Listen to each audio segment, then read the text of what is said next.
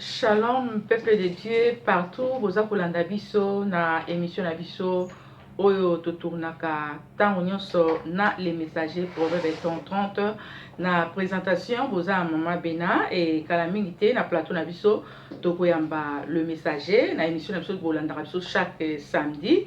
Alors nazokende ko remercier ba ndeko nyonso oyo bolandaka biso de près ou de loin oyo bolandaka biso na site na biso ya Sentinelle TV, site oyo ezali ya référence oyo eza kopesa biso ba révélation oyo eza kopesa biso kimia eza kopesa biso foi yebisa pe ndeko mosusu mwasi to mobali na kati ya site oyo ezali très important po ete ndeko wana pe akoka pe kolanda ndenge yo olandaka biso.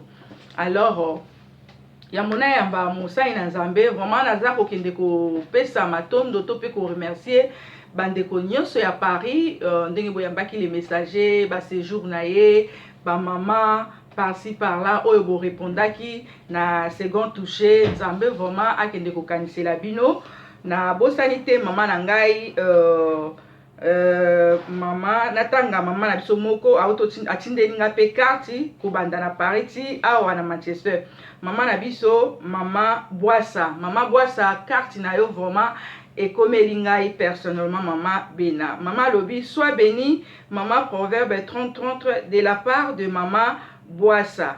Vraiment na yambi yango merci mama na ngai na bosani yo te carte no yango yo et puis na système kaka ya ba femme africaine na remercier sous maman oyo soki bozomona nga na plateau na lati kitoko femme africaine donc eza na mama na biso pe na église ya apôtre Iyoko na Paris mama mapamboli na bino oyo botindeli ngai ekomeli ngai tika nzambe azongisela bino lisusu ebele na zui ba corned-beef na zui ba cadeau na bino mama prophète aproubi ba pièce ya ba super soso super watch plutôt botindaki ekomeli ngai ekala te na kotonga ngo po bomonaki non oyo botindaki ekomeli nga pe na sepeli nango nzambe akanisela bino lisusu parce que soko bimisi na loboko ya gauche loboko ya droite ekozongisela yo donc moto oyo apesaka azwaka lisusu ebele koleka. Alors tozalaka na motema ya kokaba pe ya kopesa nzambe akozongisela biso lisusu ebele et na bosani te sœur na nga pe mami na Paris sœur mami vraiment oyo asali mosala munene mosala ebele ba tournage ya ba émission na le messager proverbe 30 vraiment sœur mami nzambe akanisela yo oza ko représenter Sentinelle TV na Paris. Alors toza koyamba le messager proverbe 30 na émission na biso Shalom Maman Bena. Shalom le messager proverbe 30 yambi yo soyez bénis. Merci. Ok na évité so groupe ça fait sous bande connu so baza kolanda biso na plateau parce que annoncé bango ke lelo toza na yo na émission to sala chaque samedi. Ouais, na pamboli nzambe na pesi bande connu surtout tout aux en à Paris. Merci, shalom et puis bande connu sur à travers le monde. Shalom et kimia nzambe za na bango. J'espère que tu vas passer 40 minutes 45 minutes, il y a kimia, enseignement, il y a révélation. Ok. Bon retour, proverbe 30. Merci. Au Kendeki, au Zongeli Sope na kimia, plateau Zolanda yo, to pamboli nzambe, parce que Bible lobi ko kendi na ko zonga na yo, na kozala na yo, et le monde ndenge Bible lobi, liloba na ye. Vraiment bon retour na Manchester. Et avant de kota nano na mutuna makambo o ni surtout memeli peuple de Dieu naza un peu na moi mituna mukie awa na yebi que second touché et ça na Paris to landi ba vidéo na site mutuni surtout alandi yango et tourner au kende que salami mena na yebité Suisse, Belgique, Germany bango pe baza na posa il faut ba yamba yo na tourner oyo sengeli osala na yebite obongisi yango ndenge nini pona bandeko ya Belgique pona bandeko ya Canada pona bandeko ya Germany programme na yo calendrier na yo eza ndenge nini pona bandeko wana pe bazozela yo. Ouais, to ko solo na bandeko nyonso bana posa nanga toza déjà en contact na bango donc to koluka ko bongisa pe ko sepesa mutu nyonso le 24 juin nazo zonga sur Paris parce que la moisson mondiale to bandi formation nous avons appelé sur grâce tous sous na ville mususu na province kuna bato basangani bazaka na pousa proverbe bakende kochichi bango kuna donc la moisson mondiale mosusu esalami na province kuna donc na kozwa kaka nani TGV na masi wana nake kuna ezala un dimanche et puis bana ya la moisson mondiale chaque samedi tozala na masi palaiso na baformation donc na kozala wana le 24 juin. Okay. Et yo, déjà, la fin du mois, aux autres à Paris. Le 27. Oui, le 27 mai, aux Le 27 mai, oh, yo. Nous à Paris. Donc, ça a une semaine. Et vous avez madame dans le programme surtout. Oui, là ça l'appelle na ba maman, vraiment tous na action moko et ça va pas apporter yoko ya ba maman, on l'appellera femme basika wana. Donc bon c'est préparé pour to yo kapé o etali biso basi.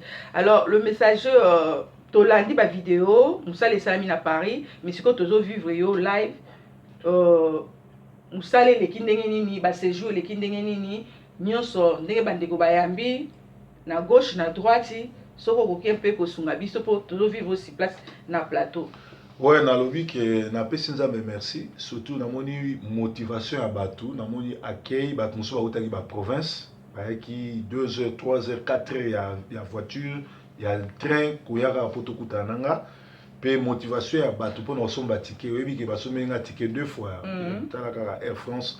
Batu basombi ba misuku tunayebi ba moté batindi ba mboko pe ba boyi batanga kombo na bango. Sœur Nelson merci mingi. Et puis chaque fois sur le voyage à Liba on reçoit ba billet.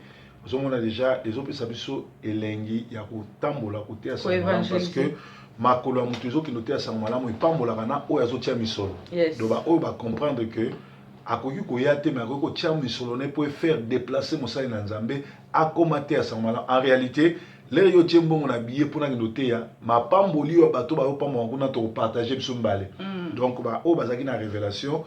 Vraiment là-bas les gars malamu yo moko moni pe ba maman partout ils allaient pas ya prophète Akoub ils allaient pas ya apôtre Iyoko ba maman ba pambolio ba wax ba nini bilamba na ba kwanga donc bandaki na kwanga ko do balandaki vraiment nde ba balandaki na liaka kwanga na ko bif ba elinga biloko vraiment le musu elinga mayebo na mbisa ko kauka donc ya o mana balambate do ba musu elinga carton makaya na ina ngwa na tiki place nazali donc en tout cas il y kitoko pe évangile na memi on na ndenge ya kitoko batu tu bapambami parce que tant yozo kende na mboka eloko liboso fu kotalisa batu Yesu kotalisa batu monene na yote kotalisa batu masolo na yote mais kotalisa batu Yesu na te Yesu eraki kitoko batu tu ba sepeli na sagesse na profondeur et enseignement pe na connaissance quoi. Partout na kende ki ba sepe na ngami maman omoni mama Bwasa mobali ndeli Bwasa nde oyo azali interprète ne pas ya nani ne pas papa yo lenga na zote o azo interpréter que papa wana Bwasa nde asali makasi pour église wana e banda yem tano zo papa yo ko na Allemagne place ba producteur lokuta ba ngaba bomisa ye azwa ya yane na France donc papa wana nzamba pambure ya mbainga bien bazali ko kozonga na voiture na ovanda na banlieue za 40 km dans Paris, chaque jour à renseignement, donc c'était bien.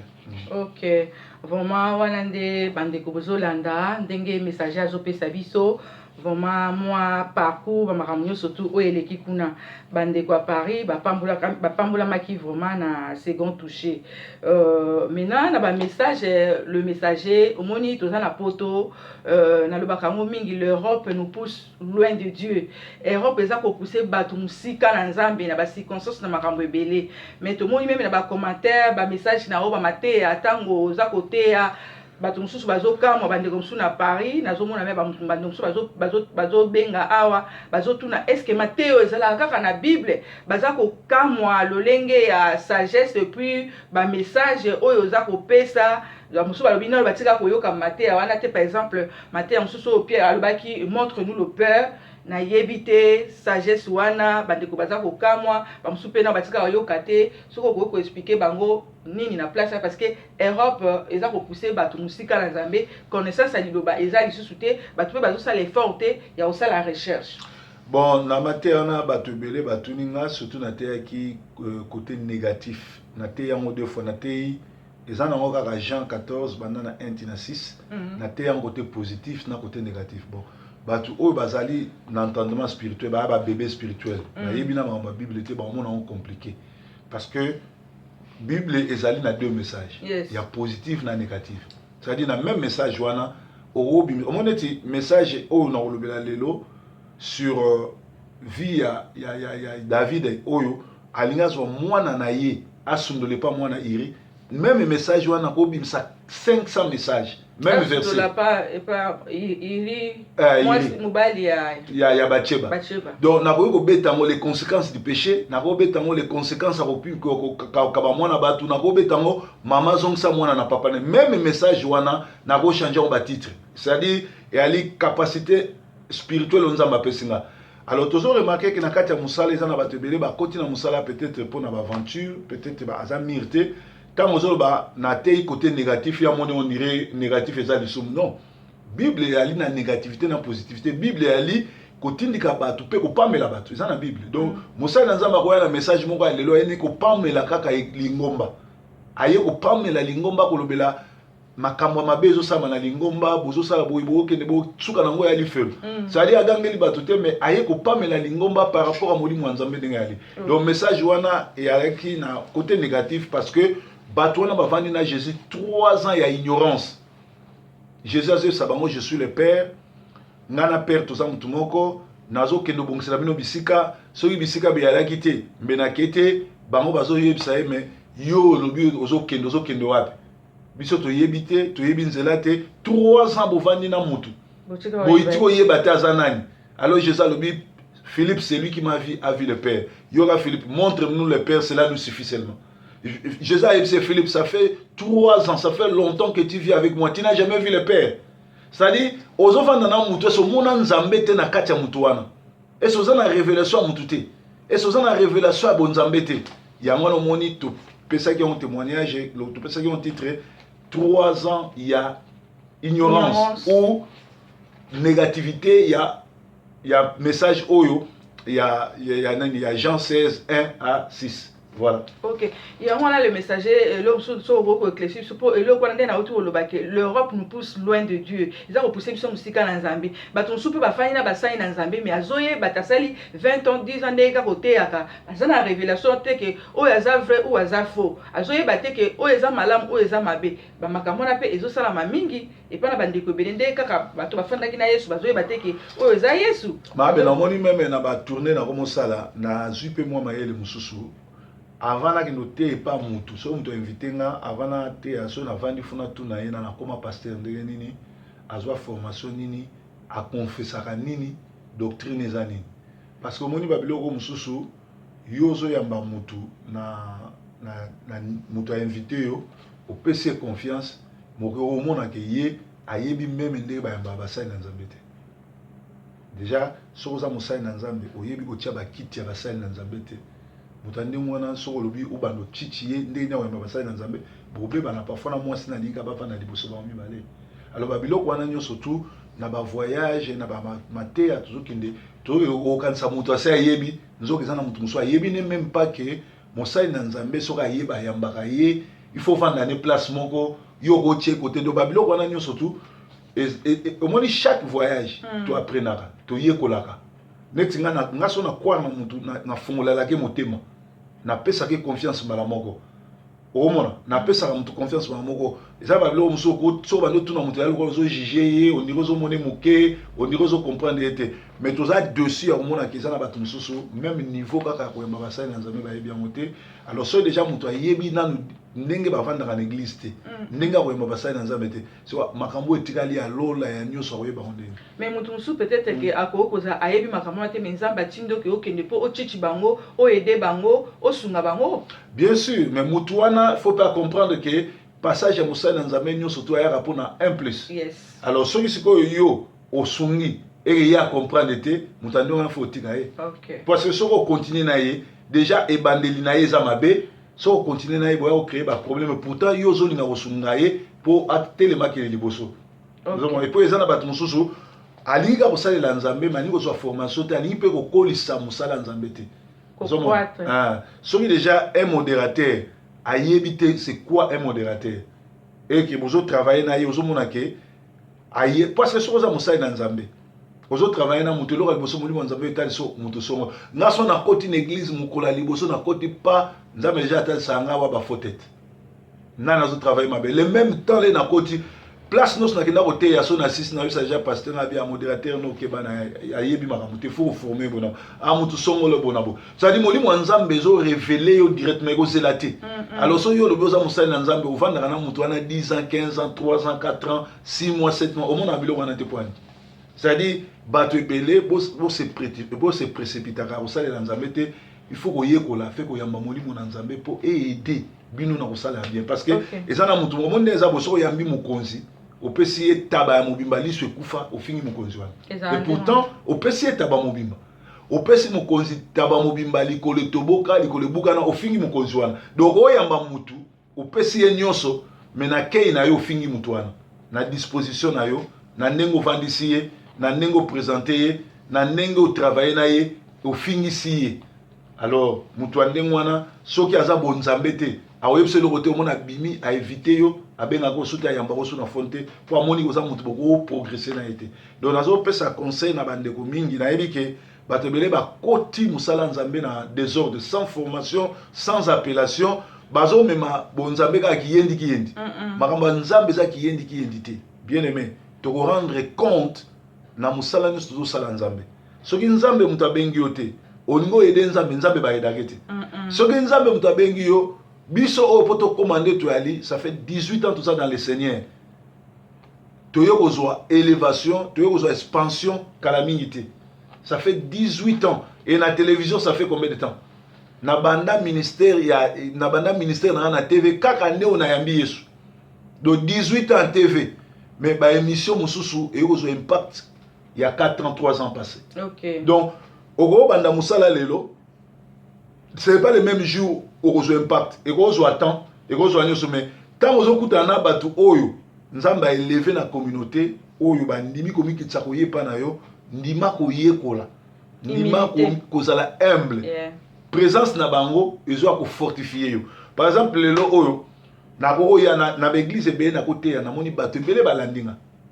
bato na le balandinga ba ye normalement pour batika na l'église wana mais so ba moni modérateur azo finga bato comportement moi ça pasteur ayaza ki entité ba moni pasteur bovanda yo moko pasteur ovandi boy tous les 5 minutes moi sinon azo contrôler ozawa boy na boy donc bato ba ye moi ba bitika le pas noté ba moni déjà modérateur afinga na bato baromona parfois oyebo yamba batute oyebo pesa batute sa ovanda te moi si na tous les 5 minutes azo benga tu na yo za wapi bato bazala confortable na yo te ngato zana ngato na ke 1 mois et demi tozaki na sœur mami na tiko atiko mona te place oyo zo benga messager yo za wapi bona to benga na parfois na tongo parfois na butu parfois na ba message pour na bimaka parfois na ozo na 22h parfois 23h moko musuku na nzela na autoroute pine toboki na koba inda ko 3h du matin taximen moko nzambe mutatindi ya libanais aye ko zwangai aye ko tikanga ti place na yaki place ngata ngati comme on est alors siko soki yo zana muto zo na église kola comportement mwasi na yo eko eza très important pour na bato ba tikala to bato ba kima comportement bato zo travailler na bango un modérateur ako ya ko gangela ka bato na église te un modérateur aza moteite un modérateur azate pasteur ate ya komi soko te ya komi pesa ba verset non un modérateur azali directeur ya culte alors lelo zo kam sanga za na ba église muso okoto zo bate nani pasteur modérateur se permet a komi pasteur akoye sa bo fuka mabino nyonso akoye sa ba bate bo telema nanu to bondela pona bate yo nyonso sili ayisi bate no bozela na biso bo bondeli azo commander na bate donc ceux qui muto ayebi parole à solo a umele sika na ta omona bo sa ba vanti donc ba pasteur eza malamu kubanda musala nzambe mais bo former bato na bino na discipline mon na ordre mo eza malamu. OK, voilà nazo na deux questions ya suka poto kota muto makambo to pesa au parole le messager question sur ezali bande comme ça ba mona ki pe na retour na awa na Manchester ba moni ba photo na Facebook ba messager nini lisusu o koi maladi o beli undeni oh yo za na plateau okendela biso na kimia ozongi biso pe na kimia et puis deuxième question ezali que na été so ko répondre mona ouais na les 30 mai na ki attaquer na ki bato so azo ba abunda ngatika obunda te mutu pe abundisi na te na zaki attaquer na vandi na zo solo la mutu betingelo ka kimi alors lokola médecin na traitant na la police basengaki na kende ba checker soki misu eza na ba problème soki c'est-à-dire rendez-vous ezalaki mokolo wana lokola nautaki funa kende chaque mois funa kende mpo bayeba badega nini nazwi donc naza maladi te nini te me bakendeki kosala nga checking kokotisa nga na bapareil batala l'impact ya libende wana na lisu na nga na zolo na nga esali ndenge nini donc naza maladi te ezali kaka checking donc na mois ya nini ya juin nakozonga su na hôpital pour eza processus fo bayeba qu'est-ce qui s'est passé dans la santé natikalaki jamais kobunda nabundi na mutu te mais j'ai été agressé attaqué do bat fois yeba likambo wana donc c'est ça nzambe asokipe na bato wana je crois bazwi réponse na bango mpo mosusu monika moto oyo atelemi likolo azosala mosala bato tu balandelaka évolution neti ndeko moko na Paris abandaki kolandela oti na batrain na métro azotala soko kotriche soki na osote na ofuta te we soko kofuta te ndeko wana azalaki ntina caméra na pareil na ye alobi azolandela message atala soki akotriche soki akoyiba bongo azwa video wana abwaka ngo na YouTube alobaki botala mutu yango ateyaka po système ebele bolimisa biso bandeko ebele na Paris so bazala na système wana ya kolinga kofuta te toujours na Paris bato ebele na bapasteur na baprotocole na baprophète na basotaka na bafutaka tikete sikoyo ndeko wana confirmer alobiki antukoza mais eza na bamisu mpe bafutaka oyo babanga nzambe bafutaka to nakoloba te bango nyonso nayebi bapasteur mosusu baprophète mosusu bafutaka mais oyo baa na bango bayanke basotaka na bango bafutaka ndeko wana oza mosala ya nzambe ya solo tala nde na filmaki yo nakanisa ke okotriche mais na omona oza na tike na kotala to vi ya bato oyo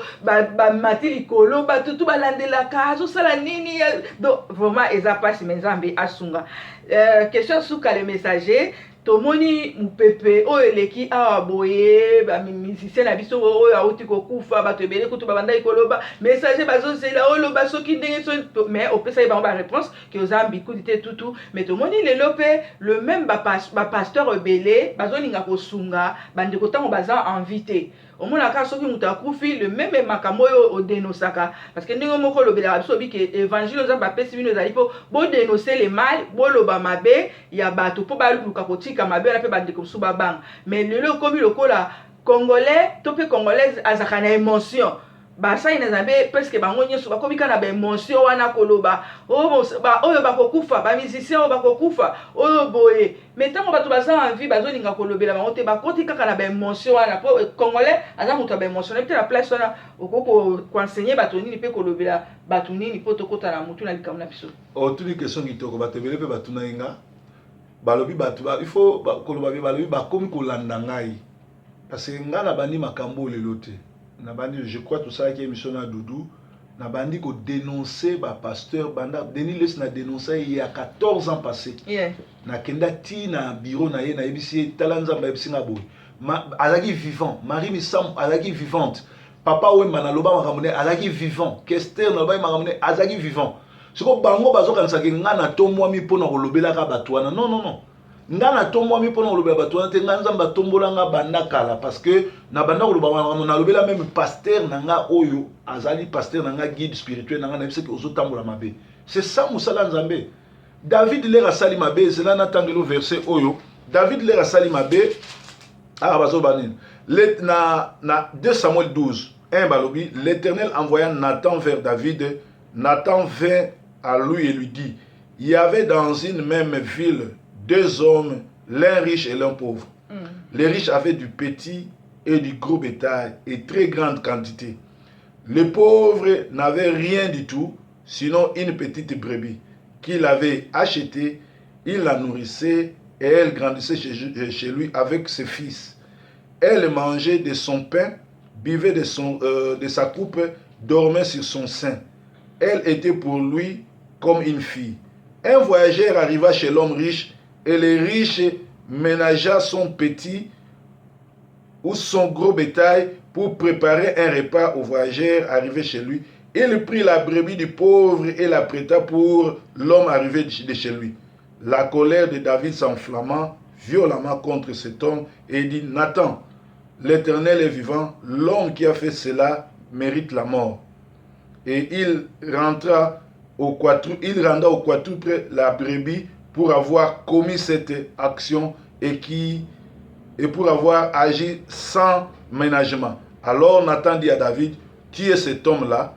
Ainsi parle l'Éternel, le Dieu d'Israël, c'est moi qui t'ai donné l'onction comme roi sur Israël, et c'est moi qui t'ai délivré de la main de Saoul. Je t'ai donné la maison de ton Seigneur, j'ai placé dans ton sein les femmes de ton Seigneur, et j'ai donné la maison d'Israël et de Juda.